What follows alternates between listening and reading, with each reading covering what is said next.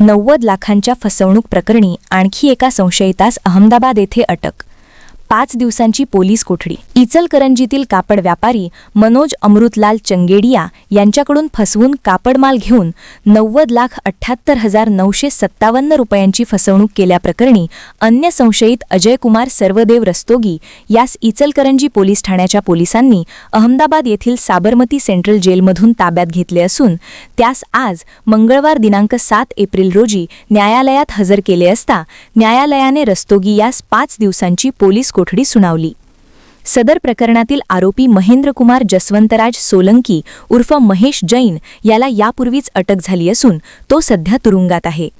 सदर प्रकरणातील अन्य आरोपी अजय कुमार सर्वदेव रस्तोगी हा DCB police station Ahmedabad Gujarat येथे दाखल गुन्ह्यात साबरमती सेंट्रल जेलमध्ये होता। इचलकरंजी पोलीस ठाणे यांनी कायदेशीर पूर्तता करून रस्तोगी यास साबरमती सेंट्रल जेलमधून ताब्यात घेतले। त्याची 5 दिवसांची पोलीस कोठडीत रवानगी झाली आहे। दरम्यान मनोज चंगेडिया यांनी न्यायालयात अर्ज दाखल केला असून यातील आरोपींनी वेगवेगळे पत्ते नमूद करून निरनिराळ्या नावाने बोगस फर्म्स व कंपन्या स्थापन करून त्या नावाने जीएसटी नंबर्स घेऊन त्या नावाने भारतातील निरनिराळ्या लोकांची फसवणूक करीत असल्याचे म्हटले आहे। दरम्यान 3,88,00,000 रुपयांचा अपहार करून विश्वासघात केल्याप्रकरणी अजय कुमार रस्तोगी व कृष्णा ओम गुप्ता या दोघांच्या विरुद्ध डीसीबी पोलीस स्टेशन अहमदाबाद येथे गुन्हा दाखल झाला असल्याचे समजते। तसेच कृष्णा गुप्ता, महेंद्र कुमार जैन म्हणजेच महेंद्र कुमार सोलंकी, अजय किशोरचंद कापडिया यांच्या विरुद्ध 4,32,00,000 रुपयांच्या फसवणूक प्रकरणात सुरत येथील सारोली पोलीस स्टेशनमध्ये गुन्हा नोंदवून त्याचाही तपास सुरू आहे। महेंद्र कुमार सोलंकी उर्फ महेश जैन तसेच कृष्णा गुप्ता व अजय किशोरचंद कापडिया उर्फ अजय जरीवाला यांच्याविरुद्ध कतरगाम पोलीस स्टेशन सुरत गुजरात येथे ₹22 लाखांच्या फसवणुकीचा गुन्हा दाखल झाला आहे।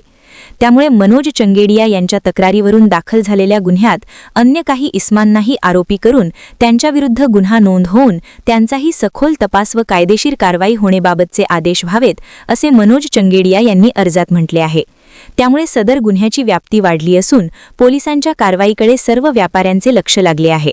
दरम्यान सदर गुन्ह्यातील आरोपींनी इचलकरंजी येथील अन्य काही व्यापाऱ्यांचीही फसवणूक केली असून त्या व्यापाऱ्यांनीही तक्रारी दाखल करण्याच्या हालचाली सुरू केल्याचे समजते।